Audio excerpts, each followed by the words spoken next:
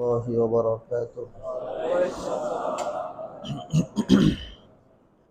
الحمد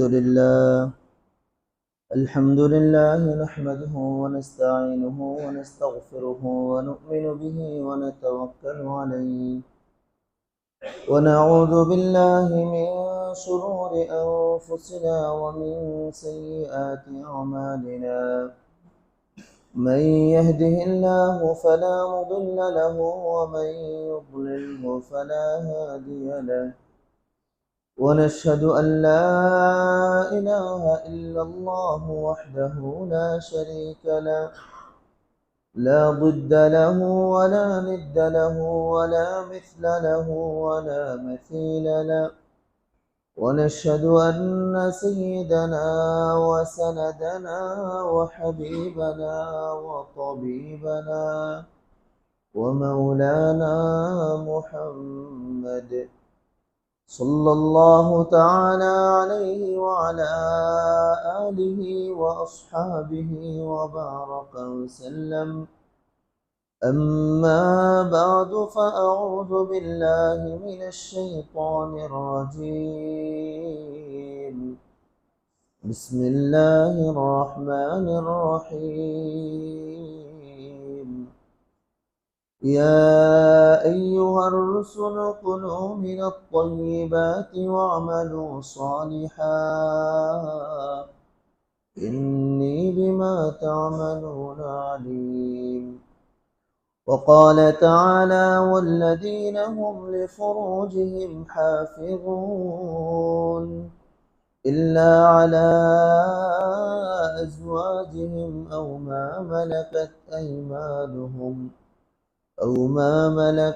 أيمانهم فإنهم غير ملومين.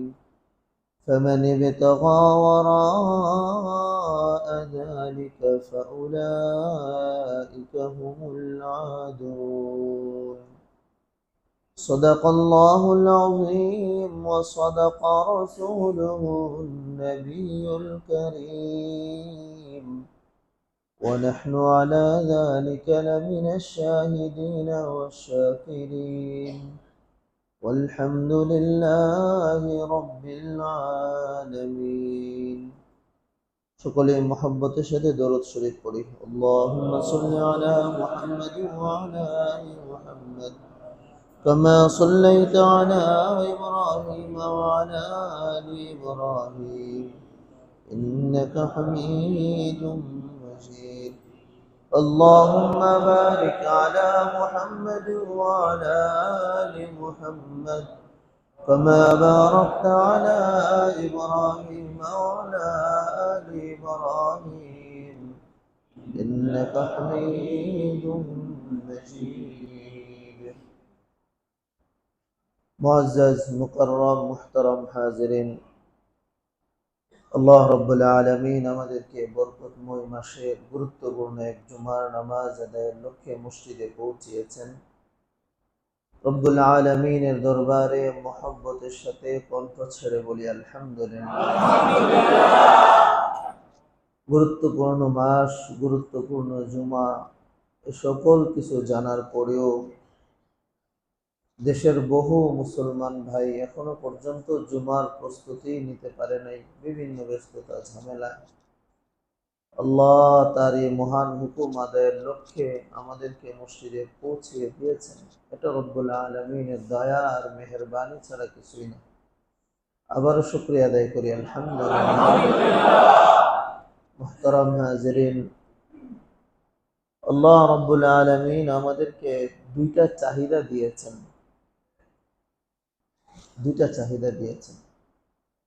এবং দুইটা চাহিদা পূরণের দুইটা মাধ্যম দিয়েছেন। একটা হলো হালাল পদ্ধতি আর একটা হলো হারাম পদ্ধতি।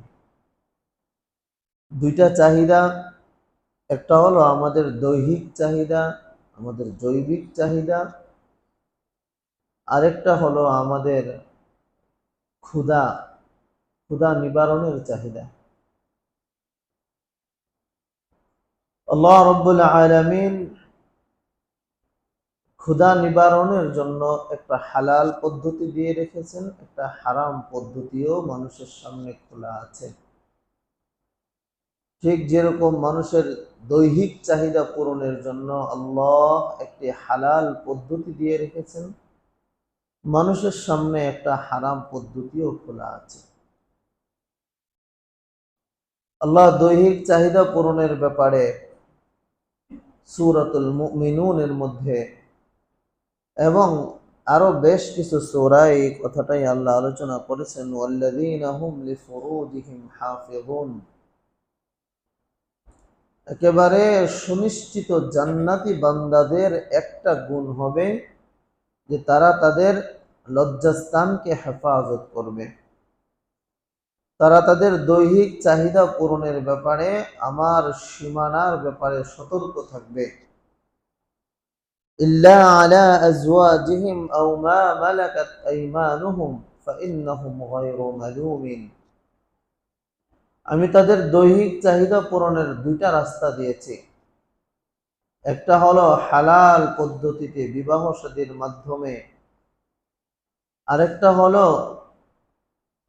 গোলাম এবং বান্দির যে প্রথা আগে ছিল, সে বান্দির প্রথার মাধ্যমে। বর্তমান দুনিয়াতে বান্দি প্রথা বিলুপ্ত, এজন্য মানুষদের জন্য দ্বিতীয় রাস্তাটাও বন্ধ হয়ে গেছে। এখন মানুষের দৈহিক চাহিদা পূরণের একটাই রাস্তা খোলা আছে, সেটা হলো তার হালাল বিবি। আল্লাহ বলেন, ফামান ইবতাগা ওয়ারাআ যালিকা ফাউলাইকা হুমুল আদুন। নিজের দৈহিক চাহিদা পূরণের ব্যাপারে যদি কেউ এই সীমানা লঙ্ঘন করে, সে যদি ভিন্ন আরো কোনো দিকে পথ খুঁজে হাত বাড়ায়, চোখ বাড়ায়, জবান বাড়ায়, আল্লাহ বলেন ফাউলাইকা হুমুল আদুন, সে হলো আমার সীমানা লঙ্ঘনকারী বান্দা। সীমানা লঙ্ঘনকারীদের ব্যাপারে আল্লাহ জাহান্নামের কথা কোরআনে অনেক জায়গায় বলে দিয়েছেন যে জাহান্নাম আমি নির্ধারণ করে রেখেছি সীমানা লঙ্ঘনকারীদের জন্য। শয়তান একজন সীমানা লঙ্ঘনকারী, এজন্য শয়তানের জন্য জাহান্নাম। মানুষ তার বিভিন্ন অপরাধের কারণে সীমানা লঙ্ঘন করলে তো সেও ওই শয়তানের মতোই, তার ঠিকানাও সে জাহান্নাম। ঠিক আল্লাহ রাব্বুল আলামিন মানুষের খিদার যে চাহিদা আছে, পেটের যে চাহিদা আছে, এটা পূরণেরও দুইটা রাস্তা আমাদের সামনে খুলে রেখেছেন। একটা হলো হালাল পদ্ধতিতে কামাই করে হালাল বক্ষণ করা, আরেকটা হলো বক্ষণের ব্যাপারে হালাল হারামের তমিজ না করে সামনে যা পাইলাম তাই বক্ষণ করা। আল্লাহ রাব্বুল আলামিনের কাছে ঘৃণিত বান্দাদের একজন বান্দা সে, আল্লাহর নিকৃষ্ট বান্দাদের একজন বান্দা সে, যে তার খাবারের ব্যাপারে, যে তার পেটের চাহিদা পূরণের ব্যাপারে হালাল হারামের কোনো তমিজ করে না। ভাইও, আজকে আমরা মোটা করে বুঝি যে সুদ খায় সেই কেবল হারাম খায়, যে ঘুষ খায় সেই কেবল হারাম খায়, যে চুরি করে সেই কেবল হারাম খায়, ডাকাতি করে সেই কেবল হারাম খায়। এটা, এই মোটা কথাটা আমাদের জেহেনের মধ্যে আজকে খুব বসে গেছে। আমিও আমার জায়গা থেকে ফিকির করা দরকার, আপনিও আপনার জায়গা থেকে ফিকির করা দরকার। কারণ হালাল কামাইয়েরও বহু অংশ এমন হতে পারে যেটা হারামের মধ্যে ঢুকে, যেটা হারামের মধ্যে ঢুকে যায়। মুফাসসিরিনে হাজারাত লিখেছেন, কোন মালিক যদি তার শ্রমিকের সঙ্গে দৈনিক ৮ ঘন্টা ডিউটির চুক্তি করে, আপনি দৈনিক 8 ঘন্টা ডিউটি করবেন, এজন্য আপনাকে প্রতিদিন 800 টাকা বেতন দেওয়া হবে, 8000 টাকা বেতন দেওয়া হবে। বলেন এই 800 টাকা বেতন দৈনিক কত ঘন্টার বিনিময়ে? 8 ঘন্টার বিনিময়ে। মুফাসসিরিন হাজারাত বলেন, এখন কেউ যদি তার কাজ করতে গিয়ে আধা ঘন্টা পরে শুরু করে, ছাড়তে গিয়ে আধা ঘন্টা আগে ছেড়ে দেয়, কিংবা এই 8 ঘন্টার ভিতরে মালিকের কাজ না করে 1 ঘন্টা নিজের ফ্যামিলির কাজ করে, বলেন তো সে 8 ঘন্টায় 800 টাকা হালাল কামাই ছিল। এর মধ্যে যদি 1 ঘন্টা আগে পরে কাজ ছেড়ে দেয়, দেরি করে, অলসতা করে, কিংবা 1 ঘন্টা নিজের কাজ করে, তাহলে সে 800 টাকার মধ্য থেকে কয়শো টাকা হারাম উপার্জন করলো? এটাও যে হারাম, এটা আমিও বুঝবার চেষ্টা করি না। আমি জানি না আমার কজন মুসল্লি ভাই সেটা বুঝবার চেষ্টা করে। আমাদের বহু অফিস কর্মকর্তা ভাইয়েরা আছে, মালিক তার শ্রমিকরা যেন তাকে ধোঁকা দিতে না পারে, একের পর এক সিস্টেম আপডেট করেই যাচ্ছে। কিছুদিন আগেও তো ছিল সিগনেচারের মাধ্যমে এটা প্রমাণ করা, হাজিরার মাধ্যমে যে আমি অফিসে ঢুকেছি। এরপরে আপডেট হয়েছে ঢুকার সময়ই খাতা রাখা হয়, ঢুকার সময় একবার সিগনেচার করবেন, বের হওয়ার সময় আরেকবার সিগনেচার করবেন, কয়টার সময় বের হলেন, কয়টায় ঢুকবেন লিখে রাখবেন। এখন আরো আপডেট হয়েছে ফিঙ্গারপ্রিন্ট দিয়ে, না, কার্ড শু করার মাধ্যমে, কার্ড পাঞ্চ করার মাধ্যমে, ফিঙ্গারপ্রিন্টের মাধ্যমে আপনি কয়টার সময় ঢুকলেন, কয়টার সময় বের হলেন সেটা অটোমেটিক লিপিবদ্ধ হয়ে যায়। সেখানেও আমার অনেক মুসলমান ভাইয়েরা দেখা যায় যে ফিঙ্গারপ্রিন্ট দিয়ে বাস অফিস থেকে বের হয়ে গেছে। সারাদিন নিজের সকল কাজ শেষ করে বিকাল 4টায় অফিস ছুটি হবে, এই জনাব 3:30টায় আবার অফিসে ঢুকে বের হওয়ার সময় 4টায় আবার ফিঙ্গারপ্রিন্ট দিয়ে বের হয়ে যাচ্ছে। সরকারি চাকরি হলে সরকারকে বোঝানোর চেষ্টা করছে আমি ঢুকিও ঠিক টাইমে, বেরো হই ঠিক টাইমে। মালিকানাধীন কোনো অফিস হলে মালিককে বোঝানোর চেষ্টা করছে আমার অফিসে আসা যাওয়ার সময়টা ঠিক আছে। বলেন এই দিনের জন্য যদি, একদিনের জন্য যদি সরকার তাকে 8000 টাকা নির্ধারণ করে থাকে, যদি এর মধ্যে সে 4 ঘন্টা সরকারের নির্ধারিত অফিস করে নাই, ডিউটি করে নাই, সে আজকের 8000-এর মধ্যে কয় হাজার হারাম কামাইলো? 4000 টাকা তার হারাম কামাই হয়ে গেল, যেটা তার হালাল হওয়ার সুনিশ্চিত রাস্তা ছিল।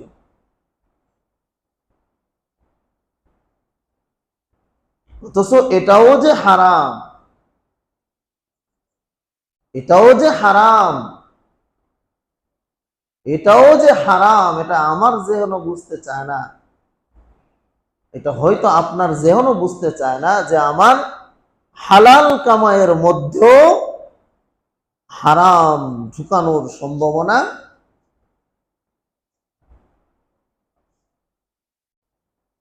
ব্যবসায়ী ভাইয়েরা ব্যবসা করবেন, আপনাদের ব্যবসা হালাল, হালাল ব্যবসার মধ্যেও হারাম ঢুকানোর পন্থা আছে কিনা? ভেজাল মাল বিক্রি করলেই কেউ যদি খুশি হয়ে যায়, হ্যাঁ আমি ভেজাল মাল বিক্রি করতে পারি অনায়াসে, কি এর দুদক মুদক, কি এর, হ্যাঁ কি জানি আরো যারা চেকাররা আছে চেক করে, হারাম মাল বিক্রি করে, 2 নম্বর মাল বিক্রি করে, আবার ফখরও করে। সে যে দুদককে ধোঁকা দিতে পারে, এই জন্য বেচারার ফখরেরও অভাব নাই। দোকান ভরে 2 নম্বর মাল বিক্রি করছে আর সন্তুষ্টির ঢিকর উঠাচ্ছে। আমি একজন ব্যবসায়ী, ব্যবসা করা নবীর সুন্নতের কাজ। নবী জীবনে ব্যবসা করছেন, আমিও কি করি?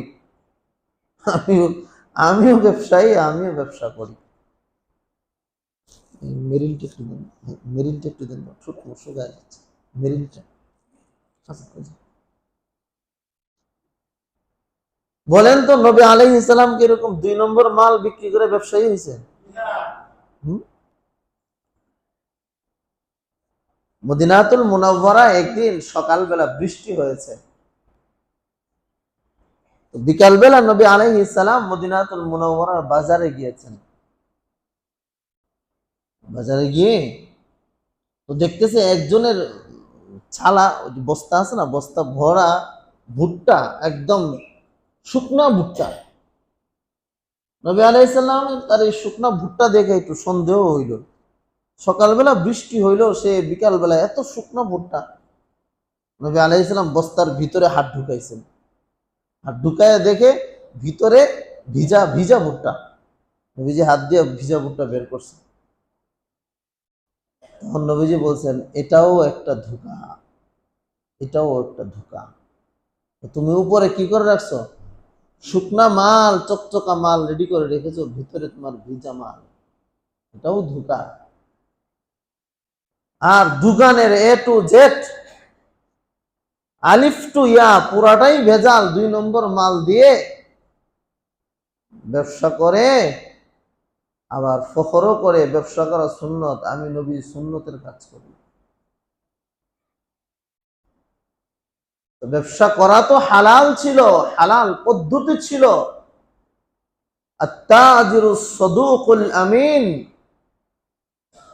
ইউহশারু মাআল আম্বিয়া'i ওয়ান নাবিয়্যিন, আও কামা ক্বালা নবী সাল্লাল্লাহু আলাইহি সাল্লাম। নবীজি বলেন, একজন সৎ ব্যবসায়ী হাসরের ময়দানে আল্লাহ তাকে নবীদের সঙ্গে হাসরের মাঠে দাঁড় করাবেন। তাহলে এত বড় ফজিলতের একটা আমলেও হারাম মিশ্রণের সম্ভাবনা আছে কিনা? শ্রমিক ভাইয়েরা যারা শ্রম দেন, নিজের দেহের পারিশ্রমিক দিয়ে ইনকাম করেন, রাজমিস্ত্রি ভাইয়েরা, কাঠমিস্ত্রি ভাইয়েরা, আরো যে সকল ভাইয়েরা আছেন, আপনাদের ভিতরে অনেকেই শুকরিয়ার খুব বড় ঢেকুর উঠান যে হুজুর, আমরা নিজেদের মাথার ঘাম পাতায় ফেলে কামাই করি, আমাদের টাকা একদম হালাল। হ্যাঁ, আপনার টাকা হালাল, কিন্তু আপনার টাকার ভিতরেও শয়তান হারাম ঢুকানোর চেষ্টা করে। আপনার সাথে যদি মালিকের চুক্তি থাকে, সকাল 8টা বাজে এসে কাজ শুরু করবেন, রাজমিস্ত্রি ভাই 5টা পর্যন্ত কাজ করবেন, এটার সাথে যদি আপনার চুক্তি হয়, এটা যদি মালিকের ধারণা হয় যে আমার আজকের রাজমিস্ত্রি সকাল 8টায় কাজ শুরু করবে, বিকাল 5টা পর্যন্ত কাজ করবে, আপনি আইসা আপনার যন্ত্রপাতি ধার করতে করতেই 1.5 ঘন্টা সময় প্রথমে খাইলেন, বিকাল 4টা থেকে নিজের যন্ত্রপাতি গুছাইতে গুছাইতে 1 ঘন্টা খেয়ে দিলেন। আপনার যন্ত্রপাতি ধার করার সাথে তো ওনার কোনো চুক্তির সম্পর্ক নাই। আপনার যন্ত্রপাতি ধুয়ে মুছে পরিষ্কার করার সাথে তো মালিকের কোনো সম্পর্ক নাই। আপনি তো 8টা থেকে 5টা পর্যন্ত এই সময়টুকুন মালিকের কাছে বিক্রি করেছেন, বিনিময়ে আপনি 1200 টাকা নেবেন, বিনিময়ে আপনি 1000 টাকা নেবেন। সুতরাং যন্ত্রের ব্যবস্থা করা আপনার দায়িত্ব, 8টার আগেই আপনি যন্ত্রের ব্যবস্থা করবেন।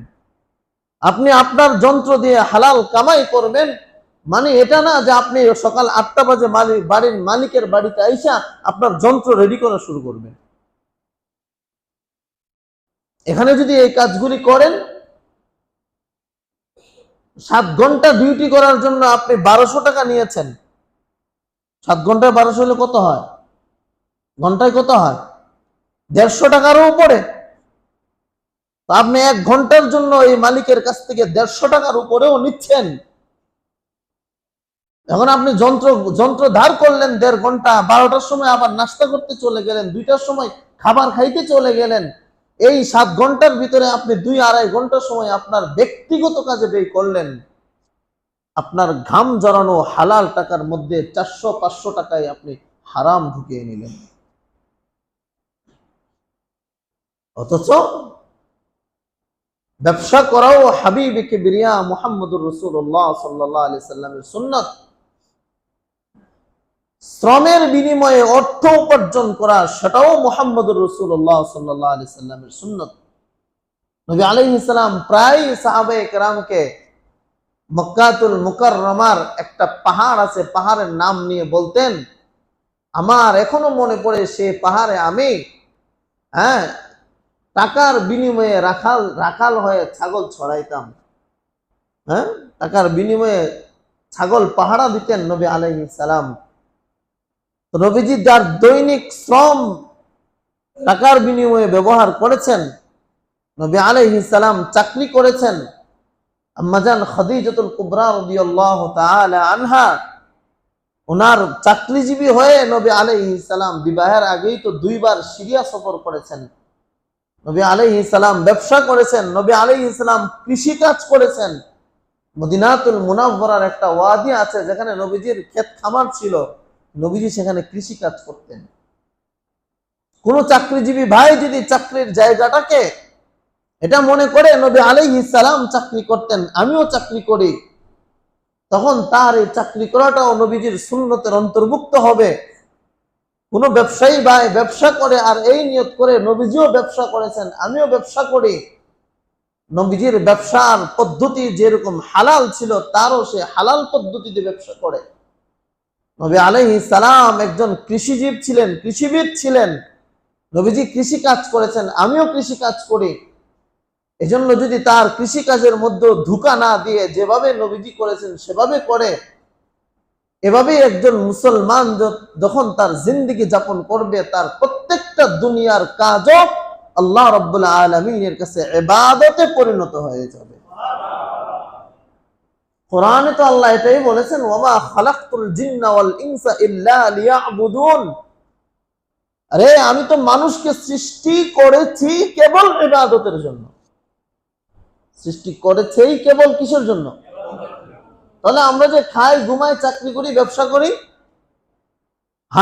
এগুলিও যদি আমি মুহাম্মদুর রাসূলুল্লাহর সুন্নত তরিকায় করতে পারি, তাহলে এটাও আমার কি হবে? ইবাদত হবে। এর দ্বারাও আমি আল্লাহ রাব্বুল আলামিনের কাছে সওয়াবের ভাগীদার হতে থাকবো। হাকিমুল উম্মত আশরাফ আলী থানভী রাহমাতুল্লাহি আলাইহি থানা ভবনে হুজুরের খানকায় একটা মাদ্রাসা ছিল, এখনো আছে মাদ্রাসা। এই মাদ্রাসার উস্তাদদের কাছে ডায়েরি লেখা থাকতো, ডায়েরি দেওয়া থাকতো। আবাসিক উস্তাদদের তো 24 ঘন্টাই মাদ্রাসার জিম্মাদারি। অনাবাসিক উস্তাদদের যেটুকু সময় মাদ্রাসার জন্য দেওয়ার জিম্মাদারি, এর ভিতর যদি ওনাদের ব্যক্তিগত কোনো মেহমান আসতো, এই মেহমান ওনার কাছে কতক্ষণ ছিল, এই মেহমান থাকার কারণে উনি মাদ্রাসার কাছ থেকে কতক্ষণ বাহিরে ছিল, সেটা কোন তারিখে ছিল সেটা লিখে রাখতেন। ব্যক্তিগত কারণে কোনো দিন যদি 1-2 ঘন্টা সময় বাহিরে থাকা লাগছে, এটা লিখে রাখতেন। মাস শেষে যখন ওয়াজিফা উঠানো হইতো, বেতন উঠাইতেন, তখন ওনারা ওই সারা মাসের ভিতরে কত ঘন্টা সময় ওনার ব্যক্তিগত কাজে ব্যয় হয়েছে এটা লিখে নিজেরা দরখাস্ত করতেন যে আমাকে এই মাসে আমার ওয়াজিফা থেকে এত ঘন্টার ওয়াজিফা কর্তন করে দেওয়া হোক, কারণ এই সময়টা আমি মাদ্রাসায় দিতে পারি না, এই সময়টা আমি আমার ব্যক্তিগত কাজে ব্যবহার করেছি।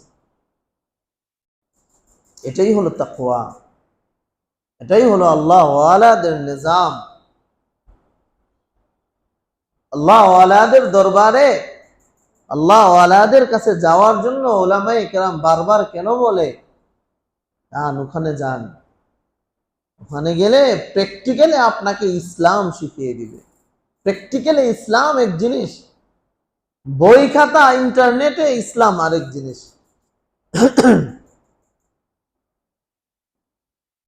আমরা যখন ইসলামী ল পড়ি, মুফতি ইফতা যখন পড়ি লালবাগে, আমি অধমের দায়িত্ব ছিল মুফতি আমিনী রহমতুল্লাহ আলাইহি, নাম তো শুনছেন না? আমার দায়িত্ব ছিল হুজুরের জুতা পরানো, মোজা পরানো, মোজা পরায়া রাতের বেলা বাসায় দিয়ে আসা, হুজুরের ব্যাগ সহ বাসায় দিয়ে আসা, এটা আমার দায়িত্ব ছিল, এটা আমার ডিউটি ছিল। দুপুরে খাওয়া দাওয়া করেই হুজুরের বাসায় যেতাম, হুজুরের ব্যাগ আইনা গাড়িতে রাখতাম, হুজুর নামতো, হুজুরকে নিয়ে মাদ্রাসায় আসতাম। মাদ্রাসায় আসার পরে আমার দায়িত্বই ছিল হুজুরের জুতা খুলে দেওয়া, মোজা খুলে দিয়ে হুজুরের স্বাভাবিক পরিবেশ করে আমি আমার ক্লাসে যেতাম। ঘটনাক্রমে একদিন হুজুর বসে আছে, আমি বিষয়টাকে একেবারেই স্বাভাবিক মনে করেছি। মোজা পরাইতে গিয়ে বাম পায়ে প্রথম হাত দিছি, পরাই নাই মোজা, হাত দিছি। হুজুর বুঝতে পারছে আমি মোজা পরাবো, আর এই জন্য আমি বাম পাটা মধ্যে আগে ধরছি। ওই দিন হুজুর আমাকে যে একটা ধমক দিয়েছিল, আলেম হয়ে চলে আসছো, এখনো জুতা মোজার সুন্নতটাও ঠিক করতে পারো নাই। আলেম হয়ে চলে আসছো, একটা করতেছো, এখনো জুতা মোজার সুন্নতটা ঠিক হয় নাই, বাম পায়ে আগে হাত দিছো কেন? এই যে এক সুন্নত, ভুল তো, ভুলের তো শেষ নাই, জিন্দিগি তো পুরাটাই ভুলের উপরে ভরা। এই যে এক সুন্নত ধমকের মাধ্যমে ঠিক করে দিছে, এটা আমি আল্লাহর উপরে ভরসা করে বলতে পারি মরণ পর্যন্ত এই জুতা আর মোজার সুন্নতের মধ্যে আমার আর ভুল হবে না। মাঝে মধ্যে এখন আফসোস হয়, যদি হুজুরের দরবারে আরো 2-3টা বছর থাকতে পারতাম, এইভাবে না জানি কত আমাল ধমকে ধমকে ঠিক হয়ে যেত।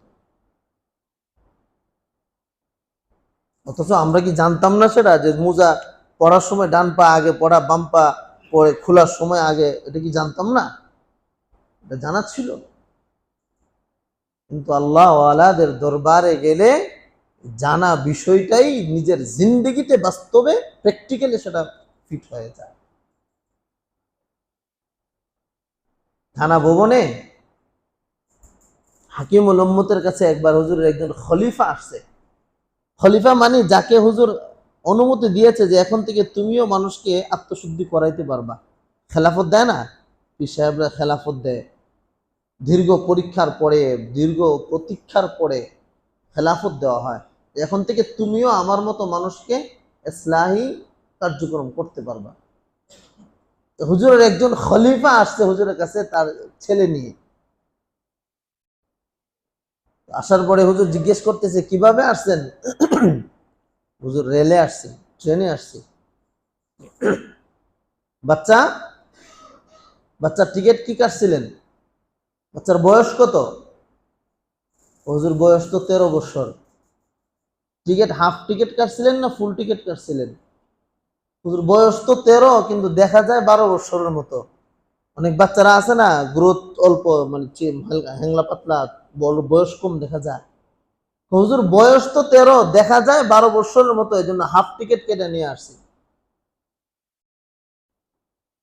হুজুর জবাব দিলেন, আপনি জানেন আপনার বাচ্চার বয়স 13, সরকারের কাছে এই বাচ্চা ফুল টিকিটের অধিকারী, সরকার আপনার বাচ্চার কাছে ফুল টিকিটের টাকা পায়, আপনি এক রকমের ধোঁকা দিয়ে আপনি হাফ টিকিট কেটে আমার কাছে আসছেন, অথচ আপনি আমার খলিফা, আমার ভুল হয়েছে, আপনি খলিফা হওয়ার যোগ্য এখনো হন নাই, আপনার থেকে আমি খেলাফত ফেরত নিয়ে নিলাম।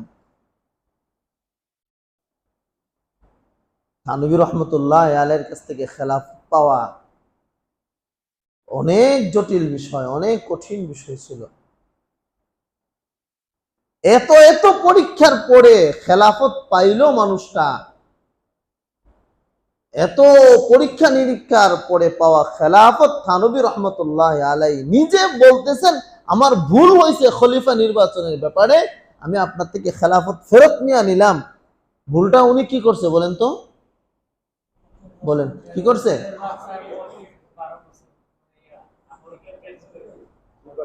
এটাকে কি আমরা ভুল মনে করি?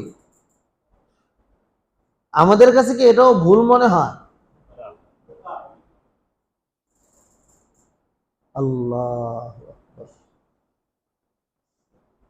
জন্যই বলি যে আল্লাহ ওয়ালাদের কাছে যান, হক্কানি ওলামায়ে কেরামের কাছে যান, দেখবেন নিজের জিন্দিগির কত জায়গায় যে নিজে ধরা খেয়ে আছেন, নিজের জিন্দিগির কত জায়গায় যে নাটায় উল্টা সুতা পেঁচায় রাখছেন, গেলে ধরা খাবেন।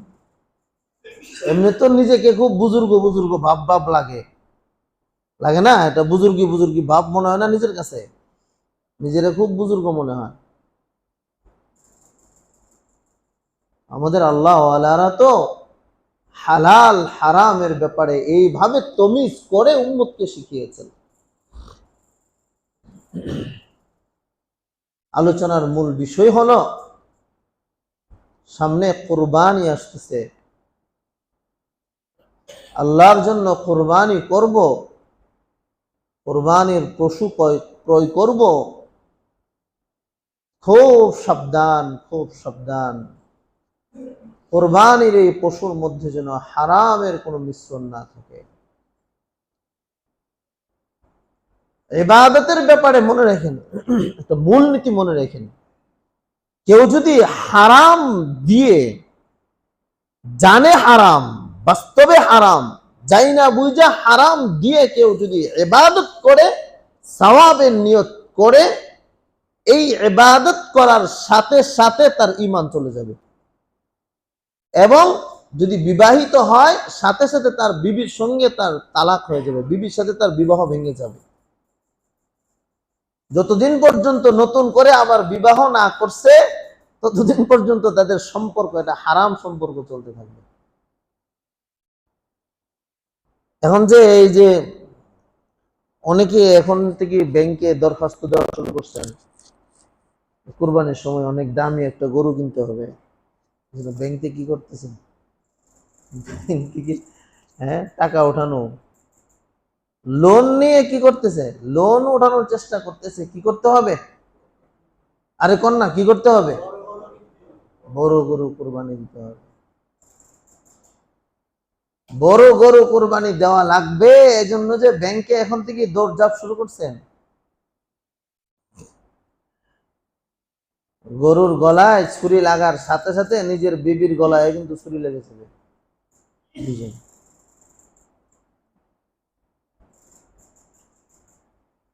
ভাইও, হালাল মাল দিয়ে কুরবানি বড় হবে, এটা তো আলহামদুলিল্লাহ, এটা তো আল্লাহর নিয়ামত। নিজের হালাল মাল দিয়ে সর্বোচ্চ বড় গরু কুরবানি দিব, সবচেয়ে বেশি কুরবানি দেব। নবী আলাইহিস সালাম 100 উট কুরবানি দিয়েছেন। হ্যাঁ, হালাল মাল দিয়ে কুরবানি দেব, বেশি দেব, বড় দেব, কিন্তু আমার বড়টাই যেন মাকসাদ না হয়, আমার বেশিটা যেন আমার মাকসাদ না হয়। এই মাকসাদ অর্জন করতে গিয়ে কোনোভাবেই যেন আমার কুরবানির কেনা জানোয়ারের মধ্যে হারামের মিশ্রণ না ঢুকে। বুঝে আসছে ভাই? খুব সাবধান। খাসি দেন, অসুবিধা নেই, কিন্তু নিজের হালাল কামাই থেকে একটা খাসি কোরবানি দেন, এটা আল্লাহ তাআলার কাছে পছন্দ। ইসলামের ইতিহাসে আমরা তো মনে করি ইব্রাহিম আলাইহিস সালাম থেকে কোরবানি শুরু হয়েছে, আসলে বিষয়টা এরকম না। কোরবানি শুরু হয়েছে হযরত আদম আলাইহিস সালামের 2 সন্তান হাবিল কাবিল থেকে। ফাতুকব্বিলা মিন আহাদিহিমা ওয়া লাম ইউতাকাব্বাল মিনাল আখার। হাবিল আর কাবিলের 2 জনের আল্লাহর নামে কোরবানি রেডি করেছে। একজন নিজের হালাল কামায়ের স্বচ্ছ একটি দুম্বা আল্লাহর জন্য তৈরি করেছে, আরেকজন নিজের ক্ষেত খামার থেকে নোংরা জিনিস এমনি ফালায়া দিবে এরকম কিছু জিনিস নিয়ে আল্লাহর রাস্তায় কোরবানির জন্য প্রস্তুত করছে। আল্লাহ সুন্দর জিনিসটাকে পছন্দ করেছেন, সুন্দর জিনিসটা কবুল করেছেন। ওখান থেকে তালিম, আল্লাহর জন্য কোরবানি দিবা তো স্বচ্ছ জিনিস দিতে হবে, হালাল জিনিস দিতে হবে। আল্লাহ আমাদেরকে কথাগুলো বুঝবার তৌফিক দান করেন। হারামের উৎপত্তি স্থল থেকে উপার্জিত সম্পদ দিয়েও কোরবানি দেওয়ার চেষ্টা করেন। বাড়ি করছেন একটা, মাশাআল্লাহ, এটা মাশাআল্লাহ কমো না নাউজুবিল্লাহ কমো, জানেন একটা হোক। হ্যাঁ, বাড়ি করতে খরচ হয়েছে ধরেন 50 লাখ টাকা, ব্যাংক থেকে উঠাইছেন 1 কোটি টাকা। আচ্ছা, ব্যাংক থেকে উঠাইছেন 1 কোটি, বাড়ি করছেন, খরচ করছেন 50 লাখ টাকা দিয়ে, আরো 50 লাখ অন্য কাজে লাগাইছেন। 1 কোটি টাকা কার ছিল এটা ব্যাংকে? আপনারই না অন্য মানুষের? কন্যা কি টাকাটা কি আপনারই না অন্য মানুষের? অন্য মানুষের। রিক্সাওয়ালার টাকা আছে, দিন মজুরের টাকা আছে এখানের মধ্যে। এলাকার ভিক্ষুক ভিক্ষা করে সপ্তাহে একবার নিয়ে ব্যাংকে টাকাটা রেখে আসে নিজের সেভের জন্য, ওই ভিক্ষুকের টাকাও আছে। যাই হোক, বাড়ি করছেন। এখন এই 1 কোটি টাকা আনতে গিয়া এবার শুরু হয়েছে হারামের খেলা। 1 কোটি ব্যাংক আপনার কাছ থেকে নিয়েছে 1.5 কোটি। এবার বাড়ি করলেন যে এই বাড়ির মূল উৎসটাই কোত্থেকে শুরু? হারামের মিশ্রণ দিয়ে শুরু। এখন ওই প্রতি মাসের এই বাড়ি ভাড়া থেকে হালালের জন্য হালাল কোরবানি দিবেন, এজন্য কিছু কিছু টাকা আলাদা করে রাখতেছেন। কি জন্য? কোরবানি দেব কি দিয়ে? হালাল দিয়ে। কি দিয়ে? হালাল দিয়ে। নিজের বাড়ি ভাড়ার হালাল টাকা থেকে কিছু কিছু টাকা জমায় জমায় রাখতেছেন। বাড়িটা করছেন কি টাকা দিয়ে? এখন আমি ঠিক এরপরের মাসআলাটা আমি আর জানি না। যে জিনিসের উৎস হারাম, এই জিনিস যে গাছ হারাম, এই গাছের ফল হালাল হয় কিভাবে, এই মাসআলা আমি আর জানি না। এখন আমার কোন উস্তাদের কাছে যাইতে হবে এটা জানার জন্য। এজন্য খুব সাবধান থাকবো ভাই, আল্লাহর জন্য যখন কোনো কিছু করব খুব সাবধান থাকবো, খুব সাবধান। বিনয়ের সাথে চেষ্টা করব হালাল জিনিস দিয়ে আল্লাহকে খুশি করার জন্য, আল্লাহর রেজামন্দি কামাই করার জন্য। আল্লাহ আমাদেরকে কথাগুলো বুঝবার, আমল করার তৌফিক দান করেন। আমিন ওয়া আখিরু দাওয়ানা আলহামদুলিল্লাহি রাব্বিল আলামিন। এরা সুন্নত পড়েন নাই? সুন্নত পড়েন না।